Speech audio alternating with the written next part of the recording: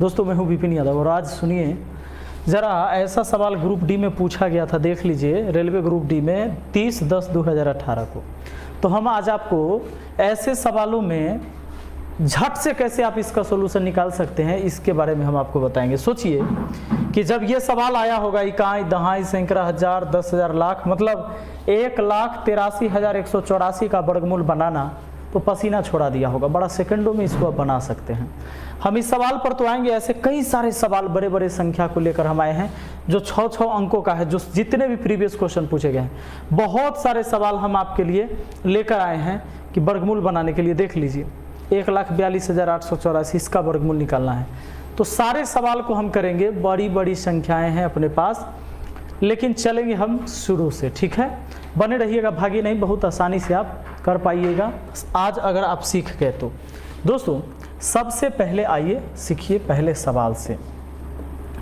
पहला सवाल तो कुछ करना नहीं, 1350 का मिश्रित करनी रूप में ज्ञात कीजिए। कि रूट के अंदर दिया हुआ है, मतलब ये जो है ना, एक बात बताइए, ये जो है ना ये पूरा पूर्ण वर्ग संख्या नहीं है, नहीं, हाँ पूर्ण वर्ग संख्या नहीं है। इस बात से एक बात याद आता है कि एक बात जान लीजिए, कोई भी पूर्ण वर्ग संख्या के अंत में जान लीजिए, कोई भी पूर्ण वर्ग संख्या के अंत में 2, 3, 7, 8 या सिंगल जीरो कभी नहीं आता है, ये बात आपको याद रखना है, बहुत जरूरी है।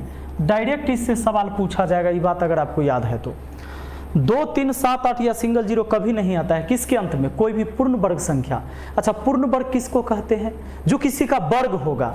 जैसे मान लीजिए 4, क्योंकि 2 का वर्ग होता है 4 पूर्ण वर्ग संख्या है। आप 3 का वर्ग लिख लीजिए, 3 का स्क्वायर 9, ये 9 पूर्ण वर्ग संख्या है। चलिए 4 का स्क्वायर कर दीजिए 16, ये पूर्ण वर्ग संख्या है। 1 का स्क्वायर भी 1 भी पूर्ण वर्ग संख्या है, ध्यान दीजिएगा। अच्छा 5 का स्क्वायर कितना? 25, ये पूर्ण वर्ग। ये सारे पूर्ण वर्ग है क्योंकि ये किसी के वर्ग होकर आए हैं। जैसे मान लीजिए कि 49, तो 49 7 का वर्ग होके आया है, ये पूर्ण वर्ग संख्या है। कोई भी पूर्ण वर्ग संख्या ले लीजिए, उसके अंतिम में 2, 3, 7, 8 या सिंगल जीरो कभी नहीं आना है, सिंगल जीरो कभी नहीं आएगा। जैसे मान लीजिए 10 का वर्ग करिएगा तो 100 पूर्ण वर्ग संख्या है, अंतिम में 1 जीरो नहीं है, इसमें डबल जीरो है, सिंगल जीरो नहीं हो सकता। अगर आपसे ये पूछ दिया जाए कि जरा बताओ ये पूर्ण वर्ग संख्या है कि नहीं, तो पकड़ लीजिएगा, कहिएगा ना बिल्कुल ही पूर्ण वर्ग नहीं है, क्योंकि इसके अंत में सिंगल जीरो आ गया है। और दोस्तों कोई भी पूर्ण वर्ग संख्या के अंत में 2, 3, 7, 8 या सिंगल जीरो कभी नहीं आता है। मोबाइल नंबर आपका 10 अंकों का होता है, आप याद रखते हैं, आप अपना ये 5 डिजिट याद रखिए, एक सवाल पक्का बना पाइएगा। 2 के बाद 3 होता है, 7 के बाद 8 होता है, याद हो गया, 2, 3, 7, 8, और सिंगल जीरो कभी नहीं आता है, ठीक है। इस पर देखिएगा आगे सवाल आएगा, डायरेक्ट सवाल आएगा। तो ये तो पूर्ण वर्ग संख्या नहीं है, इसीलिए इसका वर्गमूल बनाने के लिए हम कोई ट्रिक नहीं लगाएंगे, हम सिंपल काम कर देंगे। 1350 है ना, अब बताइए इसका अगर फैक्टर तोड़ते हैं, 2 से लगा दीजिएगा तो 2 6 के 12, 2 7 14, 2 5 10। अब 3 से लगेगा क्योंकि 2 से कटेगा नहीं, विषम संख्या हो गया। 3 दूना 6, 3 दूना 6, 3 5 15। अब 225 पूर्ण वर्ग संख्या, 15 का स्क्वायर होता है, इतना आप जानते हैं। सुनिए, 1350 को आप लिख सकते थे कि ये 2 गुना 3 यानी 2 तिहाई 6 गुना 225 लिख सकते हैं, और 225 का बाहर में 15 आ जाएगा, 6 अंदर रह जाएगा। 15√6 कहीं है क्या? 15√6 ऑप्शन डी में तो दिख रहा है, हमारा ये आंसर हो जाएगा। बहुत सिंपल था, इसमें कुछ करने की जरूरत नहीं है, पूर्ण वर्ग संख्या है ही नहीं कि इसका वर्गमूल बनाते।